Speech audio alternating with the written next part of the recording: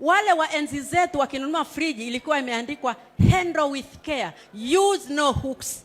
Enzi hizo walionunua hizo friji, handle with care, use no hooks. Na tukiangalia kweli hukutumia hooks.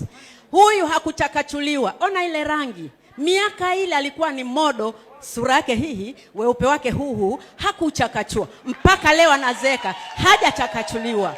Watu wanachakachuliwa, yeye hajachakachuliwa. Kwa hiyo miaka 50.